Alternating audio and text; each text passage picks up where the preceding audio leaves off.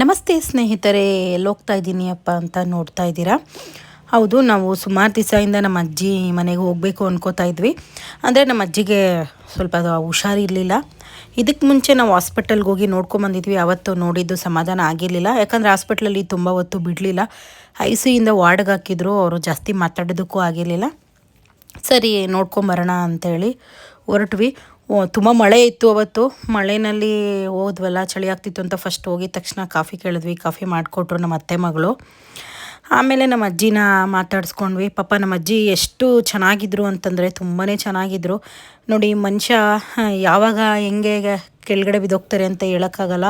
But ನಮ್ಮ ಅಜ್ಜಿ ಒಂದು ಟೈಮಲ್ಲಿ ನಮಗೆ ನಮ್ಮ ಅಜ್ಜಿ ಇದ್ದಿದ್ದು ಇಂಡಿಗ್ನಾಳ ಹೊಸಕೋಟೆಯಿಂದ ಎಲ್ಲೋ ಸ್ವಲ್ಪ ಮುಂದೆ ಇದ್ದಿದ್ದು ನೆಲವಾಗ್ಲು ಅಂತ ಹೇಳ್ತಾರೆ. ಅಲ್ಲಿಂದ ನಮಗೆ ತಿಂಡಿಗಳು ಮಾಡಿಕೊಂಡು, ನನಗೆ ರವೆ ಉಂಡೆ ಅಂದರೆ ತುಂಬ ಇಷ್ಟ ಅಂತ ಅಲ್ಲಿಂದ ಮಾಡಿಕೊಂಡು ನಮ್ಮ ಮನೆಗೆ ತರ್ತಿದ್ರು. ಭಾನುವಾರ ನಾವು ಎದ್ದೋಳು ಅಷ್ಟರಲ್ಲಿ ನಮ್ಮ ಅಜ್ಜಿ ನಮ್ಮ ಮನೆಗೆ ಬರ್ತಾಯಿದ್ರು. ಅಂದರೆ ಯಾವಾಗಲೂ ಅಷ್ಟೇ ನಮ್ಮ ಅಜ್ಜಿ ಬರ್ತಿದ್ದೀನಿ ಅಂತಲೂ ಹೇಳ್ತಿರ್ಲಿಲ್ಲ, ಸರ್ಪ್ರೈಸಾಗೆ ಬರ್ತಾಯಿದ್ರು. ಆ ಥರ ನಮ್ಮ ಅಜ್ಜಿ ಇದು. ಬಟ್ ಏನು ಮಾಡೋದಕ್ಕಾಗಲ್ಲ. ನಮ್ಮ ಅಜ್ಜಿನ ಆ ಪರಿಸ್ಥಿತಿಲಿ ನೋಡಿದಾಗ ನನಗೆ ತುಂಬ ಬೇಜಾರಾಯಿತು ಮತ್ತು ಅಳುನೂ ಬಂತು. ಯಾಕಂದರೆ ನಾವು ಚಿಕ್ಕ ವಯಸ್ಸಿಂದ ಯಾರ ಪ್ರೀತಿನೂ ನೋಡಿಲ್ಲ. ಇವತ್ತು ನಾವು ಈ ಥರ ಎಲ್ಲ ನಮ್ಮ ಫ್ಯಾಮಿಲಿ ಜೊತೆ ಚೆನ್ನಾಗಿದ್ದೀವಿ ಅಂದರೆ ನೋಡಿ, ಇವರೇ ನಮ್ಮ ಮಾವ ಕಾರಣ. ಅಂದರೆ ನಮ್ಮ ಅತ್ತೆ ಮಗ, ನಮ್ಮ ಅಪ್ಪ ಅವರು ತಂಗಿ ಮಗ. ನಾವೆಲ್ಲೋ ಇದ್ವಿ, ಅವರೆಲ್ಲೋ ಇದ್ವಿ, ಹಿಂಗೆ ಇದೇ ಥರ ಉಡ್ಕೊಂಡು ಬಂದು ನಾವೆಲ್ಲ ಚೆನ್ನಾಗಿರಬೇಕು ಅಂತಲೇ ನಮ್ಮ ಮಾವನ ಮಗನಿಗೆ ತುಂಬಾ ಇಷ್ಟ ಆಯಿತು. ಬಟ್ ನಾವು ಚಿಕ್ಕ ವಯಸ್ಸಿಂದ ನಮ್ಮ ಅಪ್ಪ ಜೊತೆನೂ ನಾವು ಬೆಳೆದಿಲ್ಲ. ಕೆಲವೊಂದೊಂದು ಪರ್ಸ್ನಲ್ ಪ್ರಾಬ್ಲಮ್ಗಳ ಇದ್ದಿದ್ದರಿಂದ ನಮ್ಮ ಅಪ್ಪ ಜೊತೆ ನಾವು ಬೆಳೆದೇ ಇಲ್ಲ. ನೋಡೋರಿಗೆ ಅನ್ಕೋತಾರೆ ಇವ್ರಿಗೇನಪ್ಪ ಅಂತ. ಬಟ್ ಮನಸ್ಸಲ್ಲಿರೋದು ಹೇಳ್ಕೊಂಡಾಗ ಅಷ್ಟೇನೆ ಆ ನೋವು ಗೊತ್ತಾಗೋದು. ನಾವಂತೂ ಚಿಕ್ಕ ವಯಸ್ಸಿಂದ ತುಂಬ ಕಷ್ಟಪಟ್ಟಿದ್ದೀವಿ. ಕೆಲವೊಂದೊಂದು ಪ್ರೀತಿಗಳು ನಮಗೆ ಸಿಗಲೇ ಇಲ್ಲ. ಆದರೆ ನಮ್ಮ ತಾಯಿ ಮಾತ್ರ ನಮ್ಮನ್ನು ತುಂಬಾ ಕಷ್ಟಪಟ್ಟು ಸಾಕಿದ್ದಾರೆ. ನೋಡಿ, ಇವರೇ ನಮ್ಮಪ್ಪ. ಕ್ಯಾಪ್ ಹಾಕಿದಾರಲ್ಲ ಅವರೇ, ಸೇಮ್ ಟು ಸೇಮ್ ನಾನು ನಮ್ಮಪ್ಪ ಥರನೇ ಇರೋದು. ಬಟ್ ನನಗೆ ತುಂಬ ಫೀಲ್ ಆಯಿತು. ಯಾಕೆ ಫೀಲ್ ಆಯಿತು ಅಂತಂದರೆ, ಕೆಲವೊಂದೊಂದು ಸಂಬಂಧಗಳು ನನಗೆ ಬೇಡ. ಫಸ್ಟ್ ಆಫ್ ಆಲ್ ನಾನು ತುಂಬ ಇದು ಬೇಡ ಅಂದರೆ ಬೇಡ, ಬೇಕು ಅಂದರೆ ಬೇಕು. ನನಗೆ ಯಾರ ಸವಸನೂ ಬೇಡ ಅಂದ್ಕೊಂಡು ಇರೋ ಅಂಥ ಹುಡುಗಿ ನಾನು. ಬಟ್ ನಮ್ಮ ಅತ್ತೆ ಮನೆಗೆ ನಾವು ಹೇಳ್ದೆ ಹೋದ್ವಿ. ನಾವು ಅನ್ಎಕ್ಸ್ಪೆಕ್ಟೆಡಾಗಿ ಹೋಗಿದ್ದು, ನಮ್ಮ ಅಪ್ಪನೂ ಬಂದಿದ್ದರು. ಬಟ್ ಏನೇ ಹೇಳಿದ್ರು ರಕ್ತ ಸಂಬಂಧ ಅಲ್ವಾ. ಅದು ನಮ್ಮ ಅಪ್ಪನ ನೋಡಿದ ತಕ್ಷಣ ನನಗೆ ಒಂಥರ ಫೀಲ್ ಆಯಿತು. ಯಾಕಂದರೆ ಅಪ್ಪಂದು ಬೆಲೆ ಏನು ಅನ್ನೋದು ಇಲ್ಲದೇ ಇರೋರಿಗೆ ಗೊತ್ತಿರುತ್ತೆ.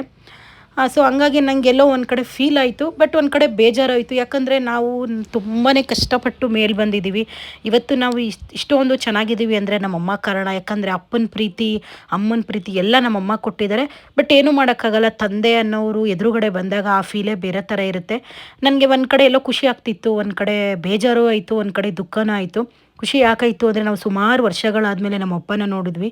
ಬೇಜಾರು ಯಾಕಾಯಿತು ಅಂತಂದರೆ, ನಮಗೆ ಚಿಕ್ಕ ವಯಸ್ಸಿಂದ ನಮ್ಮ ಅಪ್ಪನ ಪ್ರೀತಿನೇ ಸಿಗಲಿಲ್ಲ ಅನ್ನೋದು ತುಂಬ ಬೇಜಾರಾಯಿತು ನನಗೆ. ನಾನು ನನ್ನ ತಂಗಿಗೆ ಹೇಳಿದ್ದೆ. ನನಗೆ ಆಮೇಲೆ ನಮ್ಮ ಅತ್ತೆ ಮಗಳು ಕಾಲ್ ಮಾಡಿದ್ಲು, ಈ ಥರ ನಿಮ್ಮ ಅಪ್ಪನೂ ಬರ್ತಿದ್ದಾರೆ, ಮಾವ ಬಂದಿದ್ದಾರೆ, ನೀವು ಬನ್ನಿ ಬೇಗ ಅಂತ. ಆವಾಗ ನನ್ನ ತಂಗಿಗೆ ನಾನು ಹೇಳಿದೆ, ನೋಡು ನಾನು ಮಾತಾಡಲ್ಲ ಅಂತ ಹೇಳಿದೆ. ಬಟ್ಟು ನೋಡಿ, ಏನೂ ಮಾಡೋಕ್ಕಾಗಲ್ಲ. ರಕ್ತ ಸಂಬಂಧ ಅನ್ನೋದು, ನಾನು ಒಂದು ಸೆಕೆಂಡು ಒಳಗಡೆ ಹೋಗಿ ನಮ್ಮ ಅಪ್ಪನ ನೋಡ್ತಿದ್ದಂಗೆ ಎಲ್ಲೋ ನನಗೊಂದು ಕಡೆ ಫೀಲ್ ಆಯಿತು. ಅಯ್ಯೋ, ಎಷ್ಟೇ ಆದರೂ ನಮ್ಮ ಅಪ್ಪ ಅಲ್ವಾ ಅಂತ ನಂಗೆ ಒಂಥರ ತುಂಬ ದುಃಖನೂ ಆಯಿತು. ಅವ್ರು ನಮ್ಮನ್ನು ಸಾಕೇ ಇಲ್ಲ. ಬಟ್ ನಾವು ಅವ್ರ ಜೊತೇಲಿಲ್ಲ. ನಮಗೆ ಬುದ್ಧಿ ಬಂದಾಗಿಂದ ಅವ್ರ ಪ್ರೀತಿನೂ ನಮಗೆ ಸಿಕ್ಕಿರಲಿಲ್ಲ. ಕೆಲವೊಂದೊಂದು ಪರ್ಸ್ನಲ್ ಪ್ರಾಬ್ಲಮ್ಗಳಿದ್ದಿದ್ದರಿಂದ ನಾವು ಚಿಕ್ಕ ಮಕ್ಳು ಇರಬೇಕಾದ್ರೆ ನಾವು ನಮ್ಮಪ್ಪ ದೂರ ಆಗಿಬಿಟ್ಟಿದ್ವಿ. ಆದರೆ ನಮ್ಮಮ್ಮನ್ನ ನಾವು ಎಷ್ಟು ಹೊಗಳಿದ್ರು ಕಮ್ಮಿನೇನೆ. ನಾವು ದೇವಸ್ಥಾನಕ್ಕೆ ಹೋಗಿ ಕೈ ಮುಗಿಯೋ ಬದಲು ನಮ್ಮಮ್ಮನಿಗೆ ನಾವು ಕೈ ಮುಗಿಬೇಕು. ಯಾಕಂತಂದರೆ ಈಗಿನ ಕಾಲದಲ್ಲಿ 3 ಜನ ಮಕ್ಕಳನ್ನ ಸಾಕಿ ನಮ್ಮಮ್ಮ ವಿದ್ಯೆ ಬುದ್ಧಿ ಕೊಟ್ಟು ನಮ್ಗಳಿಗೆ ಮದುವೆ ಮಾಡಿ ಒಂದು ಒಳ್ಳೆ ಜೀವನ ಕೊಟ್ಟಿದ್ದಾರೆ. ನಾನು ಫಸ್ಟ್ ಆಫ್ ಆಲ್ ಇಲ್ಲಿ ಹೇಳ್ಬೇಕಾದ್ರೆ ನಮ್ಮ ಅಪ್ಪ ಬಗ್ಗೆ ಮಾತಾಡಲೇಬಾರ್ದು. ಯಾಕಂದರೆ ನಮ್ಮ ಅಪ್ಪಂದು ಋಣ ಅಂತ ನಾವು ಯಾವತ್ತೂ ಏನು ₹1 ತಿಂದಿಲ್ಲ. ನಾವು ಕಷ್ಟದಲ್ಲೂ ನಮ್ಮಪ್ಪ ಆಗಿಲ್ಲ, ಒಂದು ಸುಖದಲ್ಲೂ ನಮ್ಮಪ್ಪ ಆಗಿಲ್ಲ. ಬಟ್ಟು ನಾನು ಈ ವಿಡಿಯೋದಲ್ಲಿ ಯಾಕೆ ಹೇಳ್ತಾ ಇದ್ದೀನಿ ಅಂತಂದರೆ, ತುಂಬ ಜನ ಹೆಣ್ಮಕ್ಳು ಈ ಥರ ನೋವಲ್ಲಿರ್ತಾರೆ, ತಂದೆ ಪ್ರೀತಿ ಇಲ್ಲದೆ. ನಾವಂತೂ ಎಷ್ಟೋ ಸಲ ಫೀಲ್ ಮಾಡ್ಕೊಂಡಿದ್ದೀವಿ, ಇಲ್ಲ ಅಂತೇಳಲ್ಲ. ಎಂಥ ಮಕ್ಕಳಿಗಾದ್ರೂ ಪ್ರೀತಿ ಅನ್ನೋದು ಇದ್ದೇ ಇರುತ್ತೆ. ತಂದೆ ಅನ್ನೋದು ಒಂದು ಗೌರವ, ಪ್ರೀತಿ, ವಿಶ್ವಾಸ ಇರುತ್ತೆ. ಬಟ್ ಏನು ಮಾಡೋಕ್ಕಾಗಲ್ಲ. ಕೆಲವೊಂದೊಂದು ಸಮಯದಲ್ಲಿ ಕೈ ಮೀರಿ ಹೋಗ್ಬಿಟ್ಟಿದೆ ಕೆಲವೊಂದೊಂದು ಸಂಬಂಧಗಳು. ಈಗ ಹೋಗಿರೋ ಸಂಬಂಧದ ಬಗ್ಗೆ ಹತ್ತಿರ ಏನೂ ಪ್ರಯೋಜನ ಇಲ್ಲ. ಮತ್ತು ನಾವು ಕರ್ಕೊಳ್ಳೋಕ್ಕೂ ಆಗಲ್ಲ. ಯಾಕಂತಂದರೆ ನಮ್ಮದೇ ಆದ ಜೀವನ ನಾವು ರೂಪಿಸ್ಕೊಂಬಿಟ್ಟಿದ್ದೀವಿ. ಬಟ್ ನಾನು ಏನಪ್ಪ ಈ ವಿಡಿಯೋ ಆ್ಯಕ್ಚುಲಿ ನನಗೆ ಅಪ್ಲೋಡ್ ಮಾಡೋದಕ್ಕೆ ನನಗೆ ಇಷ್ಟನೇ ಇರಲಿಲ್ಲ. ಯಾಕೆ ಅಂತಂದರೆ, ಈಗ ನೋಡಿ, ನಾನು ಪ್ರತಿಯೊಂದು ಹೇಳಬೇಕಾಗುತ್ತೆ. ಈಗ ನಾನು ಫೇಕಾಗಿ ಇದರಲ್ಲಿ ಏನೇನೋ ಹೇಳೋಕ್ಕಾಗಲ್ಲ. ಅಂದರೆ ನಾವು ನಮ್ಮ ಅಪ್ಪ ಮನೆ ಕಡೆ ಎಲ್ಲರ ಜೊತೆನೂ ತುಂಬ ಚೆನ್ನಾಗಿದ್ವಿ. ನಮ್ಮ ಅತ್ತೆ ಆಗಿರ್ಬೋದು, ನಮ್ಮ ಚಿಕ್ಕಪ್ಪ ಆಗಿರೋ ಅವ್ರ ಹತ್ರ ಎಲ್ಲ ಕಾಂಟ್ಯಾಕ್ಟಲ್ಲಿದ್ವಿ. ಬಟ್ ನಮ್ಮ ಅಪ್ಪ ಒಬ್ಬರ ಜೊತೆ ನಾವು ಮಾತಾಡ್ತಿರ್ಲಿಲ್ಲ. ಯಾಕೆ ಮಾತಾಡ್ತಿರ್ಲಿಲ್ಲ ಅವ್ರು ಯಾಕೆ ನಮ್ಮಿಂದ ದೂರ ಆದರು ಅಂತ ಎಲ್ಲ ಹೇಳೋದಕ್ಕೆ ನನಗೆ ಇಷ್ಟಪಡಲ್ಲ. ಯಾಕಂದರೆ ಇದು ತುಂಬ ಹಳೇ ಸ್ಟೋರಿ. ಅದನ್ನು ಎಲ್ಲರಿಗೂ ಹೇಳಿ ಇದು ಏನೋ ಮತ್ತೆ ಏನೋ ಒಂದು ಗಾಸಿಪ್ ಮಾಡೋದು ದೊಡ್ಡದು ಮಾಡೋದಕ್ಕೆ ನನಗೆ ಒಂಚೂರು ಇಷ್ಟ ಇಲ್ಲ. ನಾವೇನು ನಮ್ಮ ಅಜ್ಜಿನ ನೋಡೋಕೆ ಹೋಗಿದ್ವಿ, ಅವ್ರಿಗೇನು ಬೇಜಾರಾಗಬಾರ್ದು ಅಂತ ಖುಷಿಯಾಗಿ ಮಾತಾಡ್ಕೊಂಡು ಇದ್ಬಿಟ್ಟು ಬಂದ್ವಿ.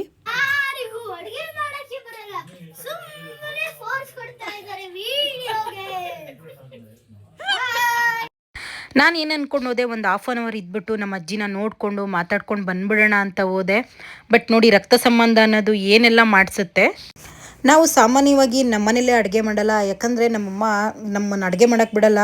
ಅವ್ರು ಯಾವಾಗಲೂ ಆಸೆ ಪಡೋದು ಒಂದೇ, ಅವ್ರು ಮಾಡಿರೋ ಅಡುಗೆ ಊಟ ನಾವು ಮಾಡಬೇಕು ಅಂತಲೇ. ಬಟ್ ನಮ್ಮ ಅತ್ತೆ ಮನೆಗೆ ಹೋಗಿ ನಾವುಗಳೇ ಎಲ್ಲ ಸೇರಿಕೊಂಡು ಅಡುಗೆ ಮಾಡಿ ಊಟ ಮಾಡ್ಕೊಂಡು, ಇವರೇ ನಮ್ಮ ಅಜ್ಜಿಗಂತೂ ತುಂಬ ಖುಷಿಯಾಗಿರುತ್ತೆ. ಯಾಕಂದರೆ ನಮ್ಮ ಅಜ್ಜಿಗೆ ಸ್ವಲ್ಪ ನನ್ನ ಮೇಲೆ ಪ್ರೀತಿ ಜಾಸ್ತಿ. ನಾನು ಸೇಮ್ ನಮ್ಮ ಅಪ್ಪ ಥರನೇ ಇದ್ದೀನಿ ಅಂತ. ಇಷ್ಟು ವಯಸ್ಸಾಗಿದ್ದರೂ ನಮ್ಮ ಅಜ್ಜಿ ಒಂದು ದಿನಕ್ಕೆ ಒಂದ್ಸಲಿ ಆದರೂ ನಂಗೆ ಫೋನ್ ಮಾಡ್ತಾರೆ.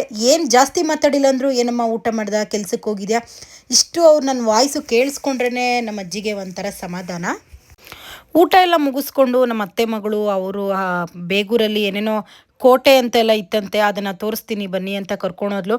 ಬಟ್ ನನಗೆ ಆಲ್ರೆಡಿ ಅಷ್ಟೊತ್ತಿಗೇನೆ ಅದನ್ನೆಲ್ಲ ನೋಡೋ ಇಂಟ್ರೆಸ್ಟ್ ಇರಲಿಲ್ಲ. ನನಗೊಂಥರ ಸರಿ ಮನೆಗೆ ಹೋದರೆ ಸಾಕಪ್ಪ, ಒಂಥರ ಮನಸ್ಸಲ್ಲಿ ಬೇಜಾರು ಇತ್ತಲ್ವ. ಯಾವಾಗ ನಾನು ಮನೆಗೆ ಹೋಗ್ತೀನಿ, ಯಾವಾಗ ನಮ್ಮ ಅಮ್ಮನ ನೋಡ್ತೀನಿ, ಮಾತಾಡಿಸ್ತೀನಿ ಅನ್ನೋ ಫೀಲ್ ಆಗೋಗ್ಬಿಡ್ತು ನನಗೆ.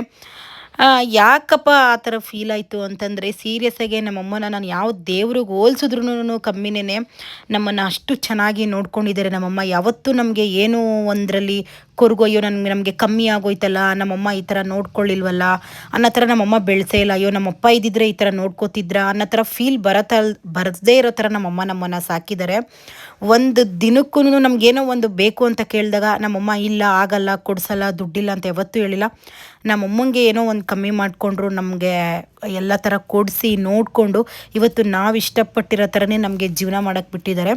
ನಮ್ಮಮ್ಮ ಬಗ್ಗೆ ನಾನು ಎಷ್ಟು ಹೇಳಿದ್ರು ಕಮ್ಮಿನೇ. ನಾನು ಪ್ರತಿ ಸರಿ ಹೇಳ್ತೀನಿ, ನಮ್ಮಮ್ಮ ನನಗೆ ದೇವತೆ.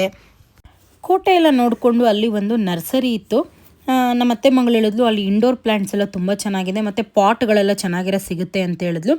ಬಟ್ ನನಗೆ ಫಸ್ಟ್ ಹೇಳಿದ್ಲು ತುಂಬ ಕಾಸ್ಟ್ಲಿಯಲ್ಲಿ ಅಂತೇಳಿ. ಸರಿ ನಾನು ತೊಗೊಳ್ಳಿಲ್ಲ ಅಂದರೂ ಹೋಗಿ ನೋಡೋಣ, ಯಾವುದಾದ್ರೂ ವಾಸ್ತು ಗಿಡಗಳು ಚೆನ್ನಾಗಿದೆಯಾ ಅಂತೇಳಿ ನೋಡೋಣ ಅಂತ ಹೋದ್ವಿ. ಬಟ್ ಗಿಡಗಳು ಮಾತ್ರ ತುಂಬಾ ಚೆನ್ನಾಗಿತ್ತು. ಅಂದರೆ ನಾನು ನೋಡದೇ ಇರೋ ಗಿಡಗಳೆಲ್ಲ ಇಲ್ಲಿತ್ತು. ಯಾಕಂದರೆ ಯೂಶ್ವಲಿ ನಮ್ಮನೆ ಹತ್ರ ನಾನು ನರ್ಸರಿಗೆ ಹೋದಾಗ ನಾರ್ಮಲ್ಲಾಗಿ ಗಿಡಗಳು ಇರ್ತಿತ್ತು. ಅಂದರೆ ನನಗೆ ಸ್ವಲ್ಪ ಗಿಡಗಳು ಹುಚ್ಚು. ನನಗೆ ಈ ಪ್ರಾಣಿ ಪಕ್ಷಿಗಳೆಲ್ಲ ಸಾಕೋದಷ್ಟು ಇಷ್ಟ ಆಗಲ್ಲ. ನನಗೆ ಮನೆಯಲ್ಲಿ ಗಿಡಗಳು ಬೆಳೆಸಬೇಕು ಅಂದರೆ ನನಗೆ ತುಂಬ ಇಷ್ಟ.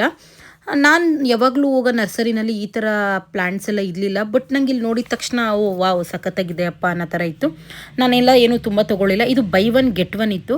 ಬಟ್ ನನಗೆ ಇದು ರೀಸನಬಲ್ ಅನ್ನಿಸ್ತು. 151 ಗಿಡಕ್ಕೆ 1 ತೊಗೊಂಡ್ರೆ ಇನ್ನೊಂದು ಫ್ರೀ ಇತ್ತು. ಅದಕ್ಕೆ ಈ 4 ಗಿಡ ಮಾತ್ರ ತೊಗೊಂಡೆ.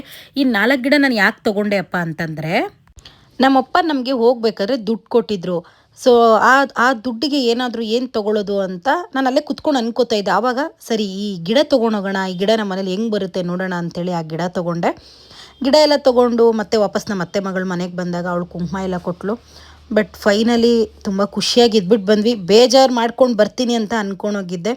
ಬಟ್ ಆದರೆ ಖುಷಿಯಾಗಿ ಬಂದೆ. ಸುಮಾರು ವರ್ಷಗಳಾದಮೇಲೆ ನಮ್ಮ ಅಪ್ಪನ ನೋಡಿದ್ಮೇಲೆ ಖುಷಿನೂ ಆಯಿತು.